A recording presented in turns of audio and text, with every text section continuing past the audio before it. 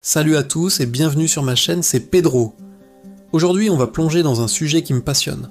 Comment la philosophie ancienne peut transformer radicalement notre rapport à l'argent. On va explorer ensemble 7 règles stoïciennes pour non seulement attirer l'argent, mais surtout pour construire une richesse durable et une véritable tranquillité d'esprit. Vous pensez que des types en toge d'il y a 2000 ans n'ont rien à nous apprendre sur nos finances? Détrompez-vous, les principes de Sénèque, Marc Aurèle ou Épictète sont plus pertinents que jamais dans notre monde moderne. Alors, installez-vous confortablement, prenez de quoi noter, car on va déconstruire les mythes et bâtir une stratégie financière solide à la manière des stoïciens. C'est parti! La toute première règle, et sans doute la plus fondamentale du stoïcisme, c'est de se concentrer uniquement sur ce que l'on peut contrôler. C'est ce qu'on appelle la dichotomie du contrôle. Épictète disait « Or certaines choses dépendent de nous, d'autres n'en dépendent pas, pas. » En matière de finances, c'est une véritable révolution. Vous ne pouvez pas contrôler les marchés boursiers, l'inflation ou la politique économique mondiale. Tenter de le faire, c'est comme essayer d'arrêter la pluie en criant sur les nuages. C'est épuisant et totalement inutile. L'anxiété financière vient souvent de cette obsession pour l'incontrôlable. Alors, sur quoi avons-nous le contrôle ? Nos dépenses, nos habitudes d'épargne, nos compétences, nos efforts pour augmenter nos revenus et surtout, nos réactions face aux événements. Au lieu de paniquer à chaque mauvaise nouvelle économique, demandez-vous « Et quelle action concrète puis-je entreprendre aujourd'hui ? Je peux analyser mon budget, annuler un abonnement inutile, mettre 50 € de plus sur mon compte épargne ou passer 1 heure à me former sur une nouvelle compétence ?» C'est ça, l'approche stoïcienne. On déplace notre énergie du souci vers l'action. C'est passer d'un état passif de victime des circonstances à un état actif de bâtisseur de son propre destin financier. La deuxième règle est la pratique de la modération ou la tempérance. Dans une société qui nous pousse constamment à la surconsommation, le stoïcien choisit la voie de la modération. Attention, ça ne veut pas dire vivre comme un ermite et refuser tout plaisir. Pas du tout. Sénèque, qui était l'un des hommes les plus riches de Rome, disait « Ce n'est pas l'homme qui a peu, mais celui qui désire plus qui est pauvre ».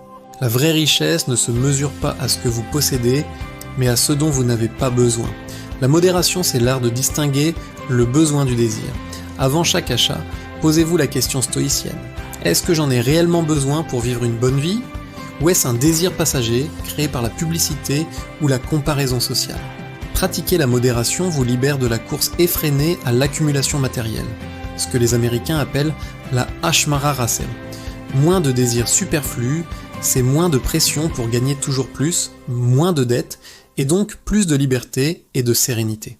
C'est aussi un moyen incroyablement efficace d'augmenter votre capacité d'épargne et d'investissement. Chaque euro non dépensé dans une futilité est un euro qui peut travailler pour vous et construire votre future indépendance financière. Troisième règle essentielle, pensez à long terme. Les stoïciens ne vivaient pas pour la gratification instantanée.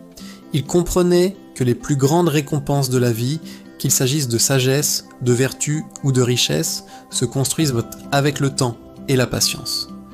Marc Aurèle, l'empereur philosophe, passait ses journées à gérer un empire immense, mais ses écrits nous montrent qu'il pensait constamment à l'héritage qu'il laisserait et à la nature éphémère de chaque instant. Appliquée à nos finances, c'est une approche radicalement opposée à la culture du tout de suite.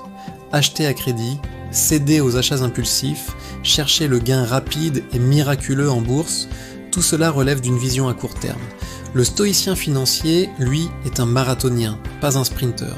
Il plante des arbres dont il sait qu'il ne s'assiera peut-être jamais à l'ombre. Concrètement, ça veut dire quoi ? Ça veut dire investir régulièrement, même de petites sommes, en profitant de la magie des intérêts composés. Ça veut dire se fixer des objectifs financiers à 5, 10, 20 ans, comme l'achat d'une maison, l'indépendance financière ou la préparation de sa retraite.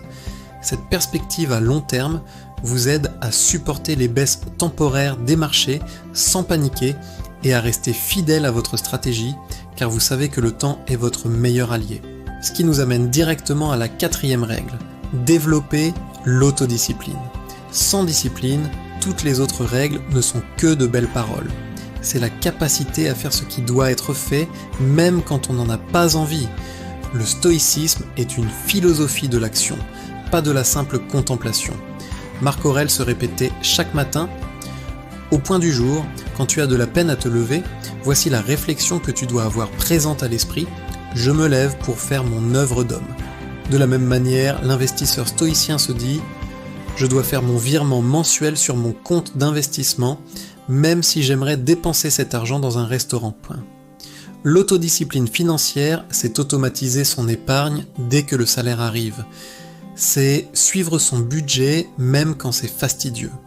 C'est résister à la tentation de piocher dans ses économies pour un caprice. Comment la développer? En commençant petit. Fixez-vous un objectif simple, comme ne pas prendre de café à emporter pendant une semaine et mettre l'argent économisé de côté. Puis, augmentez progressivement la difficulté. Chaque petite victoire renforce votre muscle de l'autodiscipline. Vous prouvez à vous-même que vous êtes maître de vos impulsions, et non leur esclave. Cette maîtrise est la clé de voûte de toute construction de richesse. 5e règle, d'une sagesse incroyable: se préparer aux tempêtes. Les stoïciens pratiquaient un exercice mental appelé gues premeditatio malorum, la préméditation des maux. Ça consiste à imaginer à l'avance tout ce qui pourrait mal se passer. Loin d'être pessimiste, cet exercice a un double objectif: réduire la peur de l'inconnu et nous pousser à nous préparer. Sénèque écrivait: or, ce qui arrive de façon inattendue frappe avec plus de force. En finance, c'est une règle d'or. Une tempête financière arrivera. Ce n'est pas une question de Rcine, mais de vacant. Perte d'emploi, problèmes de santé, grosses réparations imprévues, crise économique. Le stoïcien ne se voile pas la face, il anticipe. Comment? En construisant un fonds d'urgence solide. C'est votre rempart contre le chaos. Avoir 3 à 6 mois de dépenses de côté sur un compte accessible vous permet de faire face à un coup dur sans avoir à vendre vos investissements en panique ou à vous endetter. C'est la base de la sérénité financière. C'est savoir que si la tempête arrive, vous avez un abri.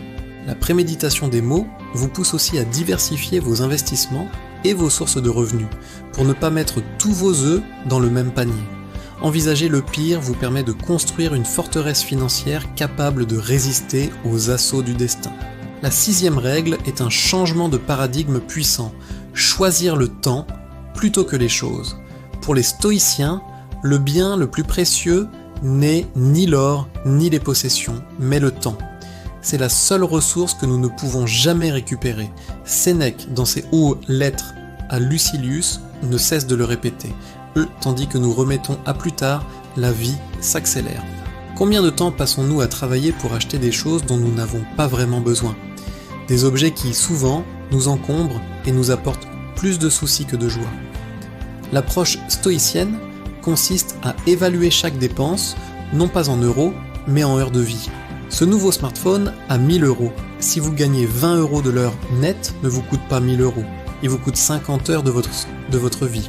50 heures, ce que vous ne passerez pas avec vos proches, à apprendre, à vous reposer ou à faire ce qui compte vraiment pour vous. Est-ce que cet objet vaut vraiment 50 heures de votre existence? Poser la question de cette manière change tout. Ce principe vous pousse à rechercher ce que l'on appelle heureux l'achat de temps. Au lieu d'acheter plus de choses, utilisez votre argent pour vous libérer du temps, payer pour un service de nettoyage, une livraison de repas, ou investir pour atteindre l'indépendance financière. Plutôt, c'est utiliser l'argent pour racheter votre bien le plus précieux. Et enfin, la 7e et dernière règle, ne jamais cesser d'apprendre. La philosophie maintenant pour les stoïciens n'était pas un diplôme qu'on accroche au mur, mais une pratique de toute une vie. Ils se considéraient comme des étudiants perpétuels de la sagesse. Cette humilité et cette soif de connaissance sont cruciales dans le domaine financier. Le monde de l'argent est en constante évolution. Nouvelles stratégies d'investissement, nouvelles lois fiscales, nouvelles technologies. Celui qui pense tout savoir est déjà sur la voie du déclin. L'investisseur stoïcien est curieux. Il lit des livres sur les finances personnelles, il écoute des podcasts, il suit des experts, il apprend de ses erreurs et de celles des autres. Il n'a pas peur de poser des questions ou d'admettre qu'il ne sait pas. Il comprend que son meilleur investissement, c'est lui-même. Chaque heure passée à améliorer son éducation financière a un retour sur investissement potentiellement infini. C'est ce qui vous permettra de vous adapter, de saisir les opportunités et d'éviter les pièges. N'oubliez jamais que la connaissance est le seul trésor que personne ne pourra jamais vous enlever. C'est le fondement sur lequel repose toute votre stratégie. Voilà, nous avons parcouru ces 7 règles stoïciennes pour attirer l'argent et, plus important encore, la sérénité financière. Récapitulons, se concentrer sur ce qu'on contrôle, pratiquer la modération, penser à long terme, développer l'autodiscipline, se préparer aux tempêtes, valoriser le temps plus que les choses et ne jamais cesser d'apprendre. Ces principes, vieux de 2 millénaires, sont d'une modernité et d'une efficacité redoutables. Ils ne promettent pas la richesse du jour au lendemain, mais la construction d'une vie prospère, libre et pleine de sens. Maintenant, vous vous demandez peut-être comment mettre tout ça en pratique de manière concrète et organisée. C'est là que les bons outils entrent en jeu. Pour gérer vos projets, vos idées de business ou simplement organiser votre stratégie financière, j'utilise personnellement System.io. C'est une plateforme tout en un incroyable qui vous permet de créer des tunnels de vente, de gérer vos emails, de créer des formations en ligne. C'est un véritable couteau suisse pour tous ceux qui veulent développer une activité. Et pour organiser mon temps, qui est notre ressource la plus précieuse comme on l'a vu, j'utilise Calendly. Fini les allers-retours par email pour fixer un rendez-vous, ça simplifie ma vie et me fait gagner un temps fou. Si vous voulez tester ces outils qui ont transformé ma productivité, je vous ai mis les liens en description. Ce sont des liens affiliés, donc si vous passez par eux, vous soutenez la chaîne sans que ça vous coûte plus cher. Je fais aussi des appels téléphoniques sur Calendly pour ceux qui veulent que je les aide à structurer leur vie financière ou à générer des revenus en ligne. Passez un appel téléphonique avec moi, le lien est en description.